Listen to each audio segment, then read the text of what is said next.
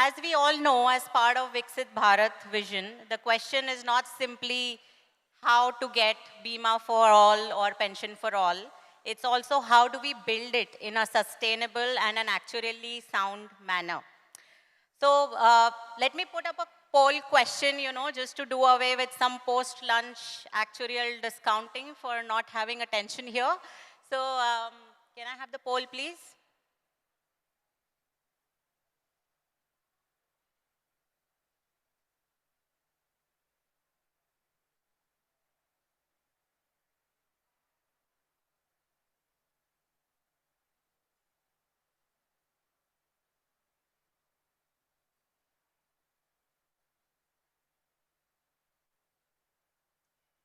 All right. So the question is, what do you think is the most important pillar for building a social security ecosystem in India by 2047? So I think you will have to scan the QR code on Slido and vote. Let's hear from you. What do you think? Okay. All right. Technology, collaboration, inclusion. Great. Affordability, definitely yes.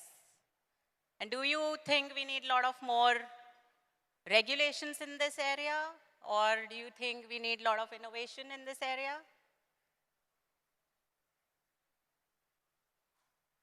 Okay, interesting. So we have, I think, inclusion topping it with technology and affordability coming next. And of course, collaboration, the topic of the session today. So what we are going to do is we are going to discuss three of these important pillars today. One being how do we collaborate across channels, across various bodies, and we did hear about it in different sessions over the last 2 days as well. How do we develop, we saw affordability, so we are going to address that as well. And then we are also going to see how do we make sure we include everyone, include and innovate at the same time. So with that, let me welcome Sunny. And Sunny, according to you, to truly want insurance for all for 2047, being a powerful vision, and to actually build something of that sort on the ground, what do you think needs to really change? So, if you can present your views, please. Thank you.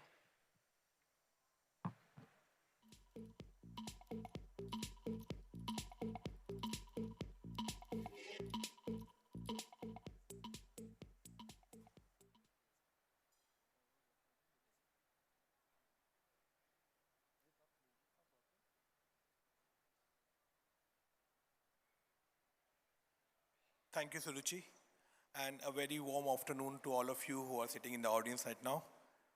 Uh, when it comes to the vision of 2047, we are talking about an economy wherein our 65% of the population is based out of rural areas. And in terms of our employment sector as well, there, we can estimate around 80% of these personnel employed in unorganized sector. And in that too, we have around 90% of the population who are earning less than 10,000 per month. So definitely when it comes to the traditional insurance products, we can't say that the traditional insurance products might be the best fit for this market, right? Because traditionally when insurance products were being priced or were being designed, we have always seen as a customer as the one which were having a stable regular income. They were able to afford that annual large premium payments.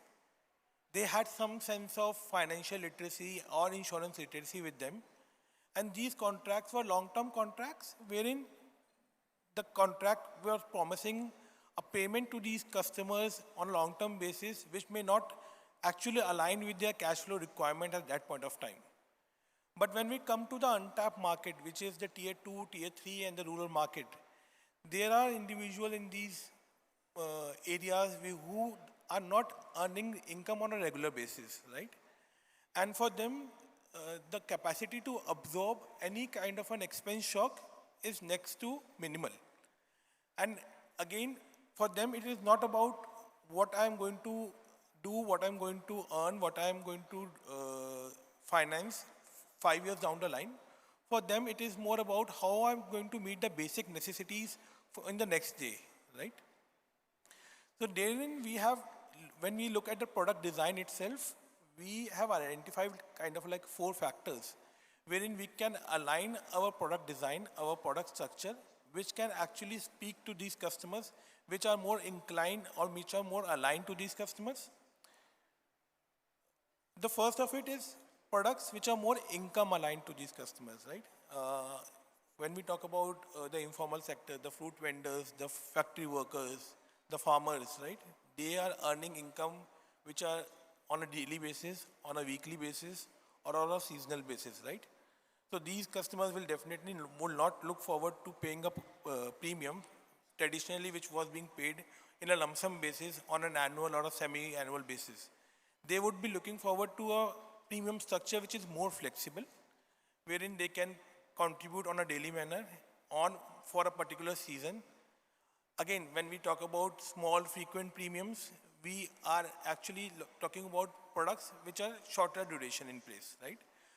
For example, your embedded insurances or your insurance in kind of your health savings account.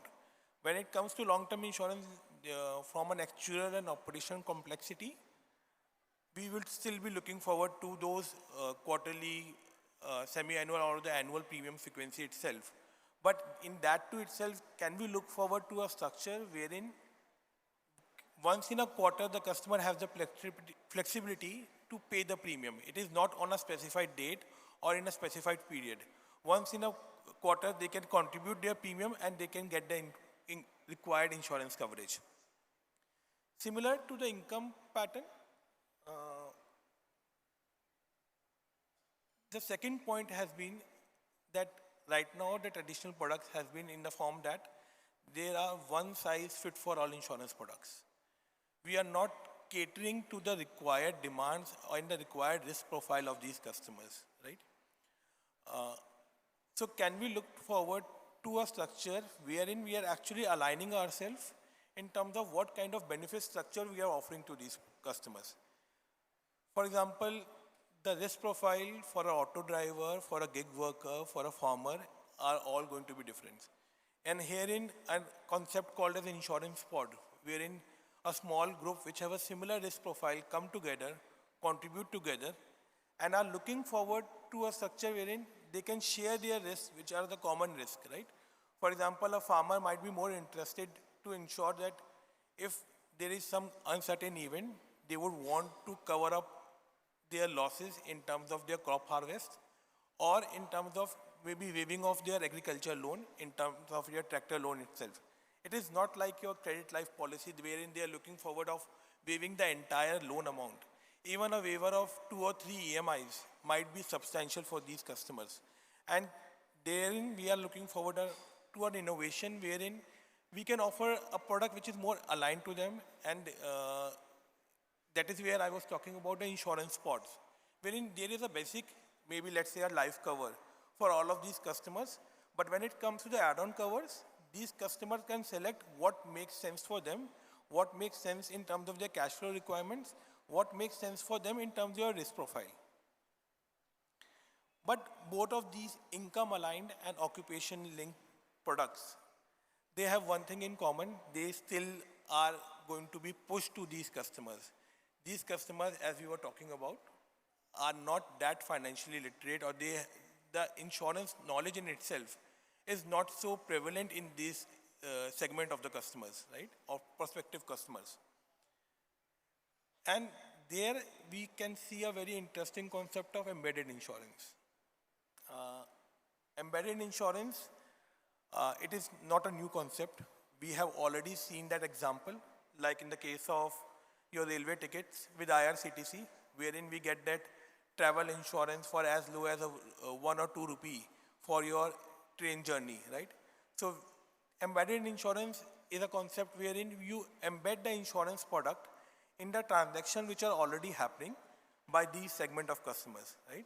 And these transactions might be on a daily basis, might be on a weekly basis, or might be on a monthly basis as well.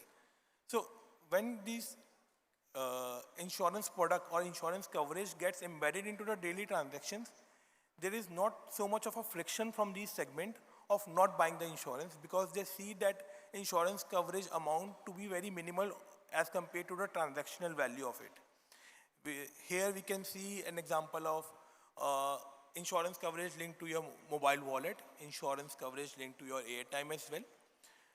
And there also you can look forward to offering all kinds of products, particularly on the protection side, accidental insurance. Even your cab service providers have earlier come up with those concepts where they were covering your cab journey through an accidental insurance for a very low premium size. When I talk about the urban population, we have the likes of the travel insurance, which is being asked from you when you are purchasing your airline tickets, right? From a retail perspective, income linked, occupation linked, embedded insurance, all of them can actually work in terms of your product innovation. But as a community at large, there is a role which can be played by these communities, because when we are talking about the informal sector or the uninsured sector, these people have a lot of trust in their local community, trust in terms of savings, trust in terms of making the financial decisions as well, right?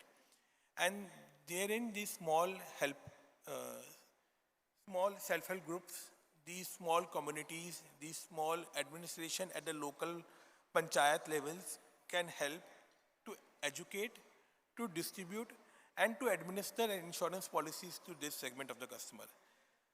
When we say educate, yes, big education to the extent that they want to be made aware about how insurance can help them.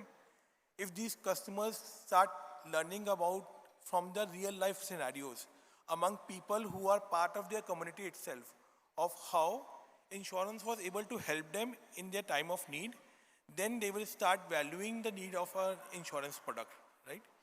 And it is not only limited to insurance awareness, which will be done by this community. The group insurance products, the community-based products, we have certain global case studies as well. If I were to talk about one of it, the mutually decided process, which is available in Rwanda, is one of our community-based health insurance scheme, wherein basis the social economic status of the individual, these individuals are contributing some money on a monthly or an annual basis. And it has been ensured that irrespective of the socio-economic status, then basis the contribution they have collected, we are able to provide a minimum level of basic health coverage to these customers. A similar case study which is there in multiple geographies, Bima and MicroInsure are two of the players who are selling these products, is where the life and personal accident and health cover are offered as a part of your airtime and mobile wallet. In these ones, you can get a coverage for as low as $1, and these customers are covered for a 1 month health cover or a 1 month accidental cover. And if we were to talk about the experience of these companies, they have seen that the onboarding of the customer is quite easier. They are able to retain this customer for a longer term basis as well. But a product innovation cannot go without the support of the distribution partners. When we are talking about flexibility in your product innovation, we also need to ensure that the distribution partner are equally incentivized when it comes to them selling the products to this underserved segments, right? They need to ensure, we need to ensure that our commission structure might be coming up that curve that we are also rewarding them of selling to this customer, otherwise they will not have that motive to sell to this customer as well. And at the same time, they will want that the onboarding process itself becomes simpler, right? If there are stagnation or if there are delays because of the operational complexity, that will not help to serve such a high volume of customer base, because we are talking about products which are going to be lower in the ticket size, but at the same time, we will want to benefit from an insurance company perspective because of the volume we are going to achieve from these kind of products. So India have a stack of KYC process in terms of Aadhaar, UPI. So can we leverage that when it comes to the distribution? Can we leverage the community setup which we already have to ensure the onboarding, the claim administration can be much simpler for these customers? Because at the end of the day, the product innovation will not be of any use if you are not able to market these products to these customers and at the same time being able to provide them the benefit at the time of the need. With this, I will want to thank you. I will invite Kanishka on the podium, please. Thanks, Sunny. I think so, the key takeaway is to bridge the protection gap. We have to look at behavioral patterns, geography, different channels, and a lot more innovation and collaboration across various bodies. Okay, over to you, Kanishka. Let's hear from you as to what do you think if a national unemployment safety net has to be built by 2047, what according to you, will a sustainable model look like? I have a small presentation on the same, so I'll start.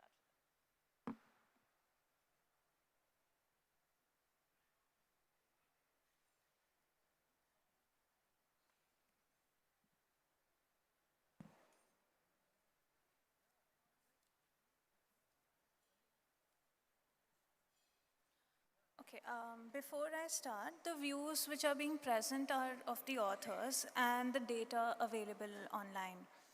As actuaries, we're trained to quantify risk, define sustainable benefit structures, and ensure long-term solvency. So when we approach the question, what does a truly sustainable unemployment safety net looks like for 2047, we must look through the lens of actuarial science. The challenge isn't simply providing the benefits, but it's designing a system where risk pooling remains viable, where adverse selection doesn't destabilize the fund, and the contribution benefit ratio reflects the unemployment risk. India's labor market presents a unique actuarial puzzle of how do we create risk pools when workers face fundamentally different unemployment frequencies, durations, and reemployment probabilities. So, I would like to present a three-tier unemployment insurance for India, which is built on a foundational actuarial principle, that is homogeneous risk pooling. Now, India's labor market violates the homogeneity assumption, and we can't pool a software engineer, a gig worker, and an informal daily wage laborer into a single risk pool and expect stability. So, the three-tier model is a response to this challenge. By using stratified risk pooling, aligned with labor market segmentation, each with appropriate pricing, reserve, and benefit structures. This isn't just policy design, but actuarial necessity. Now, coming to the global models, let's learn and understand what sustainability actually means in this context. The US model has run from the 1930s and is brilliant from a moral hazard perspective. By adjusting the employer premiums based on layoff history, they internalize the cost of separation decisions. This reduces the claim frequency significantly. The Chile's architecture is particularly relevant for us as they have a huge amount of informal workers. Now, they recognize this high churn labor market, which needs a hybrid approach, using the individual savings account and backed by a mutualized solidarity fund for extended spells. They've combined insurance with individual savings account. When one mechanism faces a solvency pressure, the other provides stability. The OECD nations teach us that UI isn't individual risk transfer, but macroeconomic stabilization. During recession, these systems automatically inject money into the economy, preventing deeper crashes. But here's the critical insights all these successful models share. They ensure broader pooling, they're contributory, so people have ownership, and they have clear solvency mechanisms built in from day one. And this is what we plan to adopt. Now, let's talk about India's reality. Coming to the formal sector, the small proportion of workers with low to medium employment risk. These workers have contracts, regular salaries, EPF contributions, and when they lose jobs, it is due to company restructuring or economic cycles, which are predictable and somewhat insurable events. And their contribution capacity is high, and their claim frequency is moderate. So this segment can sustain a traditional insurance model. But coming to our major challenge, the informal sector, where the majority of workforce with high employment risk, daily wage workers, construction laborers, and street vendors. This unemployment isn't a single job loss, it's frequent income gaps, and traditional insurance would collapse here since the claims would be constant and contributions irregular. Coming to the gig workers, they're the fastest growing as of now in India, and they have a variable risk. The platform-based workers have income volatility, but detailed digital records. A Swiggy partner might have 0 deliveries in 1 week and hundreds the other. Their risk profile is moderate, but unpredictable. Now, here's why this matters for 2047. India's working age population will hit nearly 1 billion by 2036. So designing for these different risk profiles becomes crucial for sustainability system. Talking about the products we currently have in the market today, there still exists a gap when it comes to the risk of job loss. The loan protection is reactive but not preventive. It helps only if you already have borrowed and defaulted. Health insurance covers medical emergencies, but not income loss from unemployment. And the pension schemes are designed for retirement 30 years away, but not for a person of age 35 who loses their job today. Now, from an actuarial standpoint, none of these products have benefit structures calibrated for unemployment duration distributions. There is no survival-weighted present value alignment with income loss events. And most importantly, without UI, India faces systematic macroeconomic volatility, and workers with no consumption smoothing mechanism amplify recession depth, exactly what happened in 2008 and 2020. The actuarial case for UI isn't micro-level risk transfer, but majorly focusing on the macroeconomic stabilization. Now, I would like to present our proposed model, where I'll go through each tier and talk about the benefits and the solvency mechanisms. For tier 1, we can't use a traditional insurance because the contribution capacity doesn't match the actuarial cost. So the design is flat benefit for rupees 3,000 per month for a maximum of 3 months. Now, why flat? Because we lack the wage data for informal workers. And why 3 months? Because no longer coverage with such low hazard rates could create unsustainable moral hazard. Talking about the solvency mechanism, this operates as a budget-backed pay-as-you-go system with minimal reserves. Think of it as social assistance. Coming to the tier 2 formal workers, this is where we apply textbook methods. Benefit structure of 60% with wage replacement for month one, and declining to 50% for months 2 and 3, with 40% in months 4 to 6. The declining benefits maintain the job search incentives while providing the liquidity when it's most valuable. And the contribution structure consists of both the workers and the employers, adjusted via experience rating factor. If a high layoff employer pays a higher multiplier, whereas the stable employer is rewarded with a discounted multiplier. This internalizes the moral hazard at the employer level. Talking about the gig workers, this is where the innovation kicks in, and we leverage the digital infrastructure. So there are 2 mechanisms. Talking about the ISA component, the contribution is by both the platform and the worker as a percentage of their transaction value, accumulating enough for 3 months of a wage replacement of 70%. And the solidarity fund is where the platform pays an additional levy so that it provides rupees 2,500 for a month, per month for 2 months for the workers whose ISA balances are insufficient. Now, why does this work? Because ISA does not need to be huge, and the SF has a very short liability duration, leading to a low tail risk. Now, talking about the reserve dynamics, the ISA is fully self-insuring, and the SF maintains reserves sufficient for 6 months of claims. Combined system is privately financed, and actuarially self-sustaining, requiring zero government subsidies. Now, the beauty of this architecture is we're making financing mechanism to risk characteristics. Because tier 1 can't self-insure, so we use the fiscal support. The tier 2 can pool effectively, so we use the traditional insurance. And coming to tier 3, it has high frequency, but short duration, so we can use the individual accounts with mutualized backstop. Talking about the rationale, I'll focus on the solvency under stress, where we ran recession test scenarios with 50% increase in the incidence and duration simultaneously.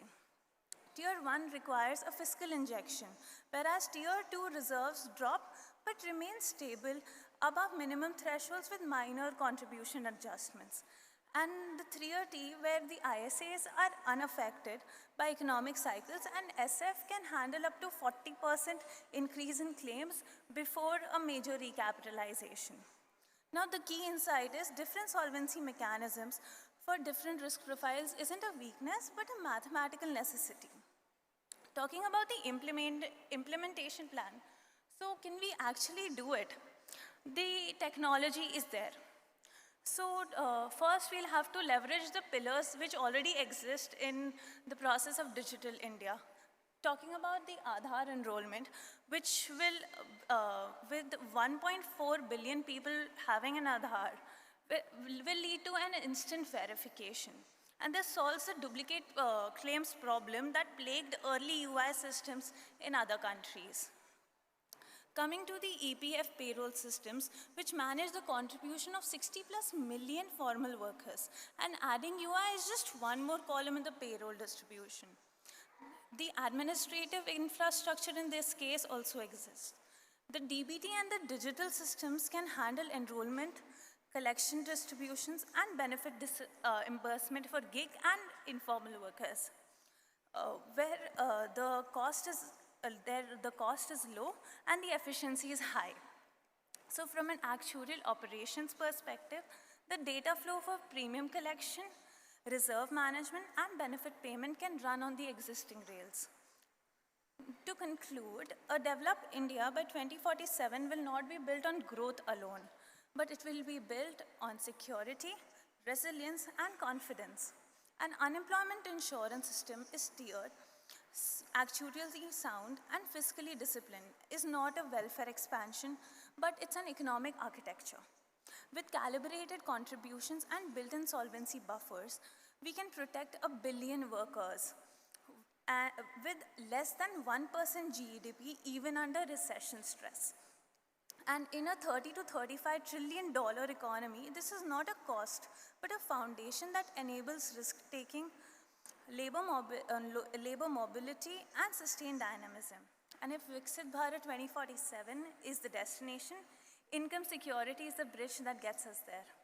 Thank you. Thanks, Kanishka, for a great presentation. If I have to, just ask you very quickly, because I'm conscious of time, according to you, if India must build a sustainable ecosystem, what is the most important collaboration that should happen? So the true collaboration, I believe, would be of the 4 pillars, and that would be the actuaries, the regulators, the technologists, and the community institutions, where we all together can make the system on the existing rails. Thank you. Thanks, Kanishka. And Sunny, if I'm to ask you, yesterday we all heard that, Dr. Devi Shetty shared the need for health savings account. So if they were to, come alive or really be effective and be available for all, to include everybody in the system, then what do you think is the true innovation needed, and to ensure that this really happens? As he shared his dream. So I think the health savings account in itself is a very true picture of how different individual or different stakeholders can collaborate, wherein the individual itself, the community at large, the government were contributing to one single objective of ensuring and providing the required insurance need of these customers. there has to be a role of actuaries and the regulator itself as well when it comes to designing these products or pricing these products, because right now these are untapped market wherein the data is scarce, right? We don't have enough data as well. So wherein we need to leverage the data which are available from other sources like the SRS, the family health surveys, and ensure that we are able to offer products which are beneficial to the companies as well as to these individuals. Thanks, Sunny.